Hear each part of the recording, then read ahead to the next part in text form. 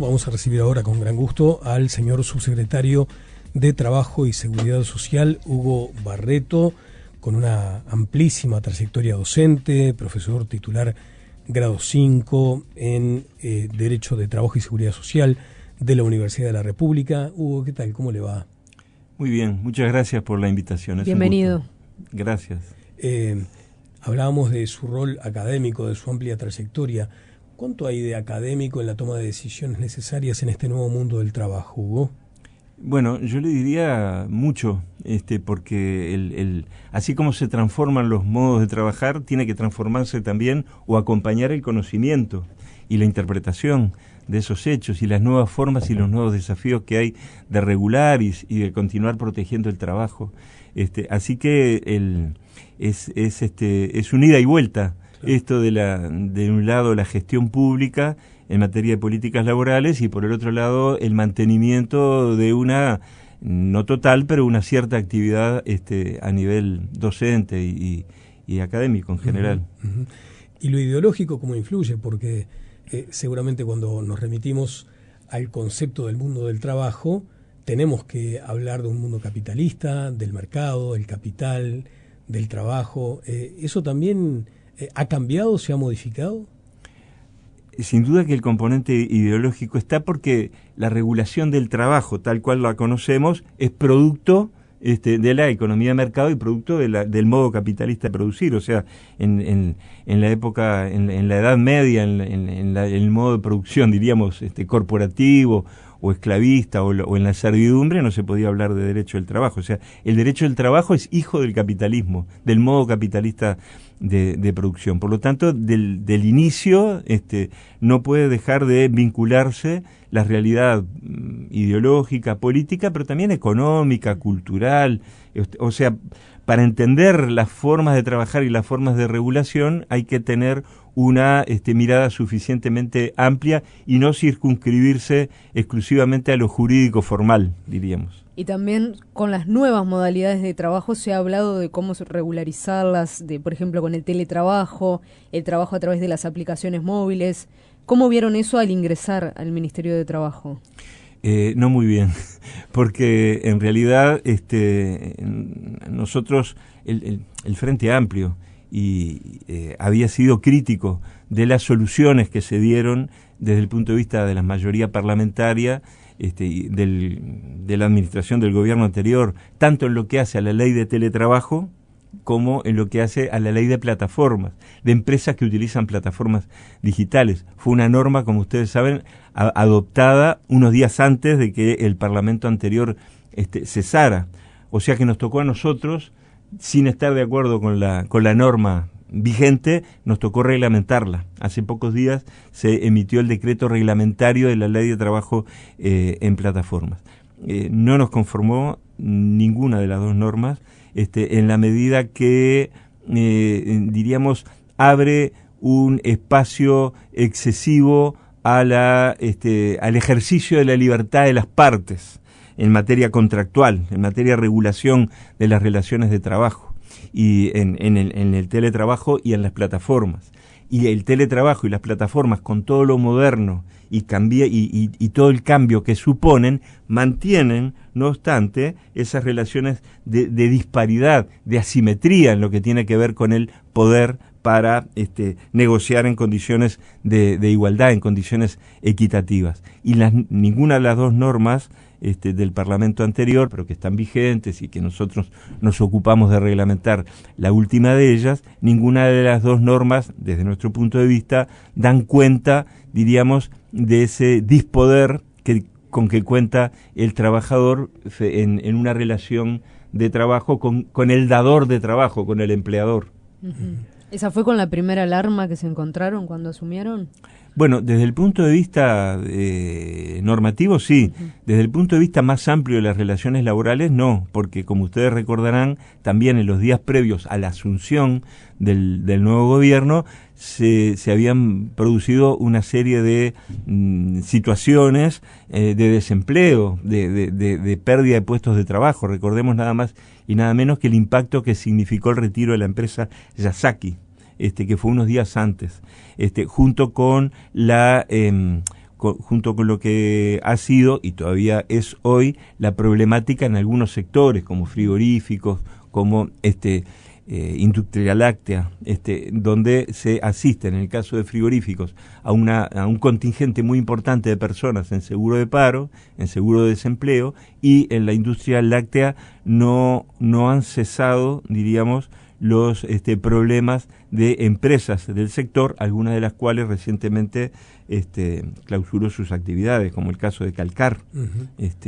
En fin, si ustedes me preguntan entonces por los desafíos desde ese lado, nos encontramos sí con algunas modificaciones que operaron en el marco de las normas laborales y con situaciones derivadas de las relaciones laborales propiamente dichas.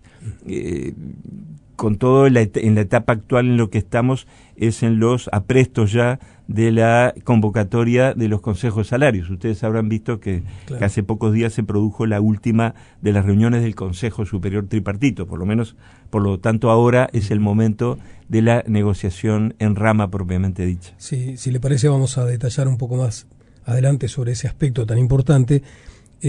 Quedaba igual, a propósito de la pregunta de Juliana, con esa sensación de que bajo la pretendida libertad que se le pretende imponer a los trabajadores, lo que hay es un condicionamiento y una vulneración de sus derechos, porque allí la parte dominante siempre va a ser la gran empresa. Entonces eso me lleva a preguntarle cuánto Estado tiene que haber en el marco regulatorio, cuánto Estado tiene que avanzar sobre ese aspecto, porque también se puede decir, mira, esto es mercado, esto hay que dejarlo libre. Ahora tenemos este episodio de la industria frigorífica que seguramente le valdrá algún comentario, pero es donde uno se pregunta, ¿el Estado tiene que intervenir y cuánto? La pregunta es una pregunta esencialísima y está en el origen mismo de la regulación y del derecho del trabajo, ¿verdad? Porque justamente el Estado cuando interviene es que rompe ese falso equilibrio que existía entre las partes en el mercado, ¿verdad? Es un falso equilibrio, les digo, porque no son relaciones simétricas. Por lo tanto, el Estado interviene, algunos dicen, para proteger a la parte más débil, otros con una mirada más desconfiada, y en el pasado lo que decían, bueno, no, el Estado interviene para contener lo que podría llegar a ser una revolución social que inclinara la balanza hacia lo que en aquel momento era la alternativa del socialismo real, ¿verdad? Entonces, el Estado, la llamada construcción del Estado del bienestar, la mirada crítica dice, bueno, no, existe estado de bienestar porque existe una alternativa que pone en riesgo la estabilidad y la funcionalidad del capitalismo. Desaparecida esa alternativa política o esa alternativa existente en las circunstancias propias del siglo XX, no digo que ahora haya un único sistema, ¿verdad? No quiero decir eso, pero diríamos, hay un sistema así hegemónico. Bueno, esos mismos explican que el ascenso del neoliberalismo y de la libertad absoluta de mercado que se pretende no es otra cosa que una consecuencia del abatimiento de una alternativa que resultaba riesgosa para la sobrevivencia del sistema. En fin, es un debate apasionante ese, el que usted me plantea, y le diría que siempre el debate en torno a la libertad de empresa y en torno a los derechos de las personas que trabajan de manera dependiente para esas empresas es una tensión extraordinaria y que conoce, y ahí voy a la segunda parte de su pregunta, y que conoce distintos tipos de arreglo, de ecuaciones, dependiendo del contexto político, ideológico, social, cultural. Hay diríamos, actividades que están enteramente sostenidas en la absoluta libertad del lado del empleador, como las plataformas, por ejemplo. Y que cuesta mucho, diríamos, ir contra esa corriente, pero el Estado debe volver, o sea, el Estado no debe retirarse de esas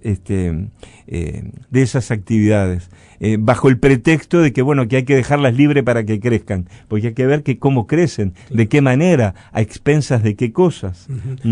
Y una cosa, Castro, sí, nada más, claro. Discúlpeme, que cuando uno habla de regulación de esas relaciones o de esa tensión que se establece con la libertad absoluta que se pretende del empleador, hay que tener en cuenta que hay una regulación de tipo estatal, sí, pero hay también una regulación que proviene de la actividad legítima de las organizaciones sindicales, que a través de la negociación colectiva contribuyen también a la regulación de las condiciones de trabajo. O sea, es el Estado y son también las organizaciones que con los empleadores negocian colectivamente condiciones de trabajo. Bien, para ir puntualmente al caso de la industria frigorífica, de todo esto vinculado a la decisión del Ministerio de Ganadería,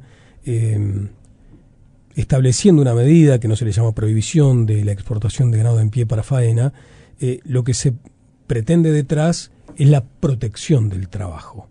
Pero también están aquellos sectores que entienden que no, que lo que se está haciendo es desvirtuando un mercado.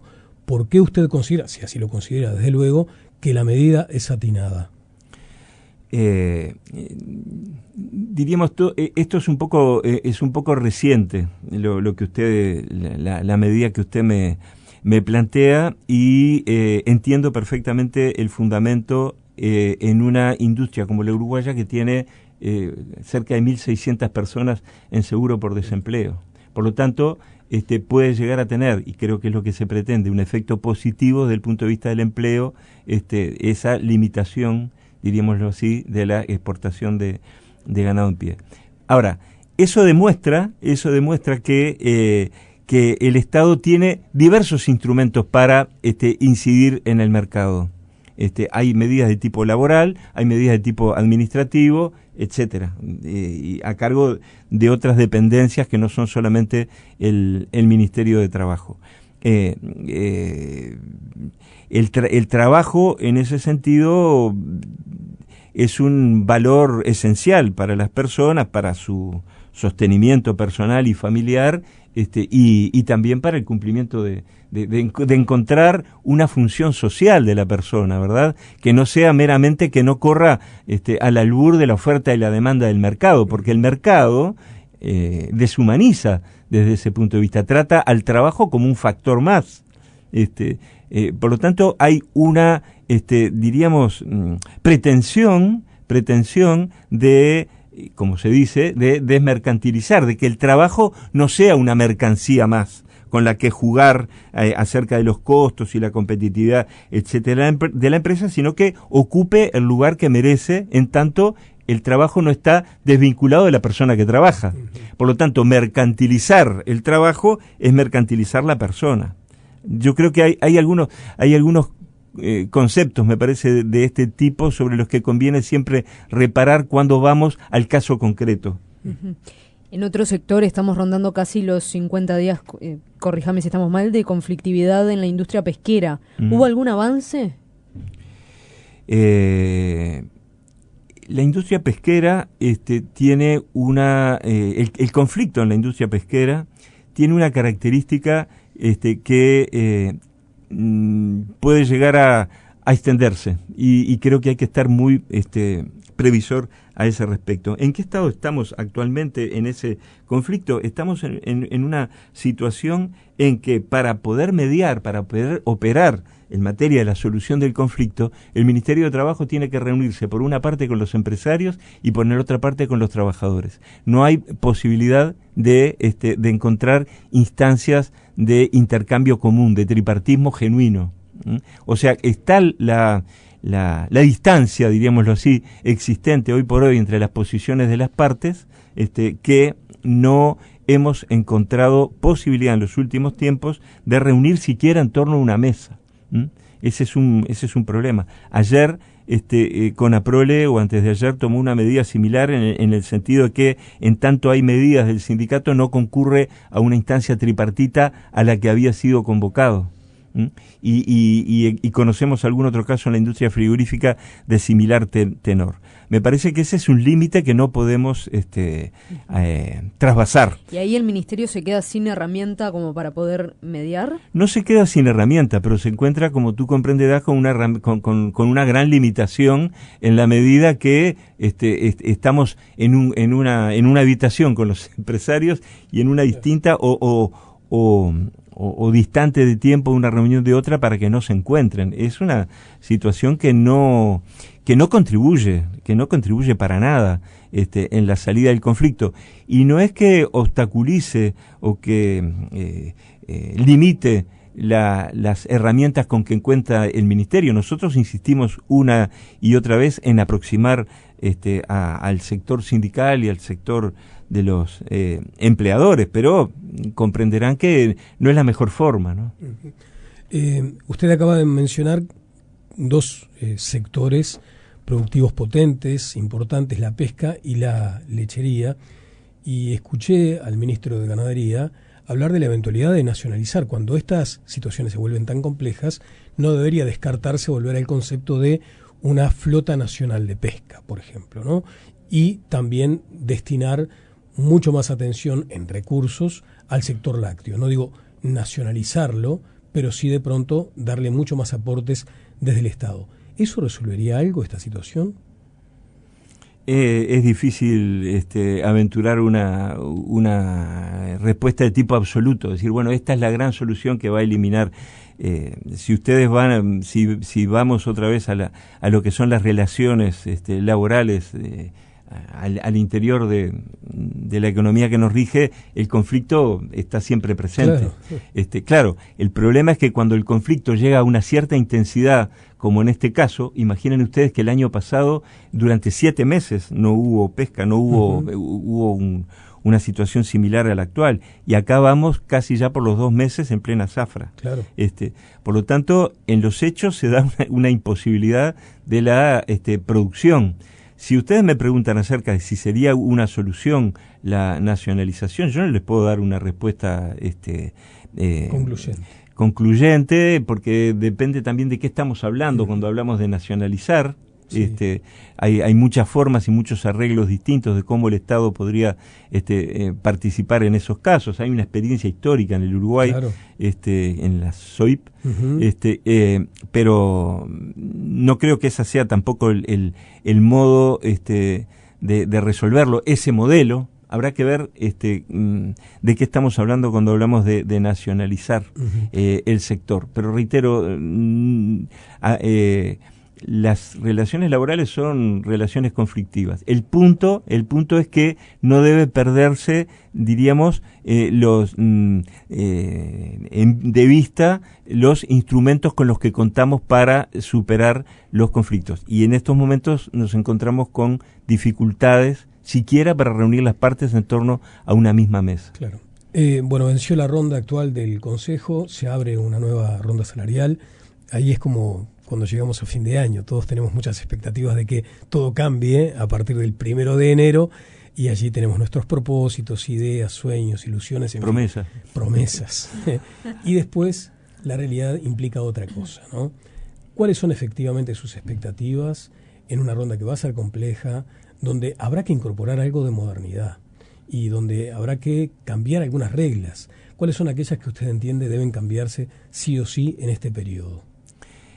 Lo primero que hay que decir es que la convocatoria de los consejos salarios es una gran oportunidad, es un gran acontecimiento de ejercicio democrático, de discusión. Lo hemos repetido más, lo hemos dicho ya, que la democracia, diríamos, tiene una dimensión política, tiene una dimensión económica, y que los consejos salarios son en ese sentido un instrumento extraordinario y muy extremadamente enraizado, diríamos, en la realidad nacional. La expectativa que tenemos es obtener los mejores resultados posibles en torno a algunos objetivos básicos que el gobierno ha planteado en sus lineamientos, como es, por ejemplo, el crecimiento salarial de aquellos sectores que en principio hablábamos de los 25.000 piecitas, etcétera, pero en definitiva, los lineamientos del Poder Ejecutivo fueron un poco más allá y llegaron hasta los 38.950 pesos en la primer franja, donde se apuesta no es un buen término que quiero decir para estos casos. De lo que se proyecta es en que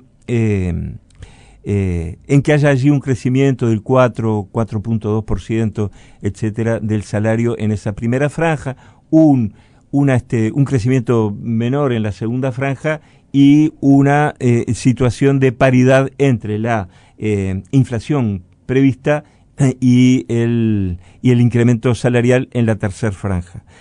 En su conjunto entiendo que los consejos salarios sirven tanto al crecimiento del salario y de las condiciones de trabajo de las personas que trabajan, como también a dar cierta estabilidad, previsibilidad y reglas claras y comunes a las empresas. Por lo tanto, es un instrumento privilegiado de nuestro sistema, y el gobierno aspira a que tengamos una ronda de negociaciones relativamente rápida, no más de 90 días, y que eso nos permita avanzar en otros temas de más largo aliento, más difíciles de agotar la negociación y los acuerdos en poco tiempo, y que las partes mismas reclaman, como es la cuestión de la productividad por un lado y el tema de la reducción del tiempo de trabajo por otro. Son las dos pretensiones que nos hacen jugar los actores sociales en orden a un progreso de las relaciones laborales en el Uruguay.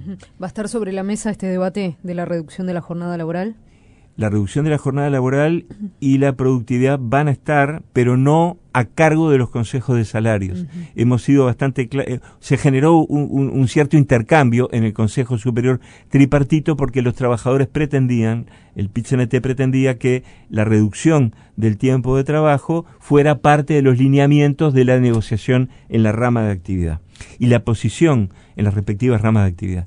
Y la posición del Poder Ejecutivo fue que aceptábamos y que incluso compartimos la necesidad de discutir y de reducir el tiempo de trabajo, pero que ese proceso ciertamente más complejo, que requiere más estudio, se iba a llevar a cabo primero, antes que nada, en el Consejo Superior Tripartito, para que después, una vez delineada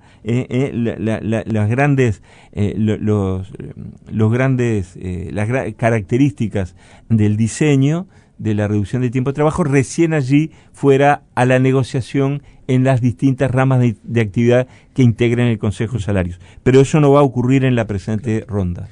Hugo, el reclamo desde hace tanto tiempo de los sectores empleadores de que se distinga, que no haya una especie de solución general a las empresas sin esa distinción necesaria de escala, de localización, de performance o trayectoria reciente.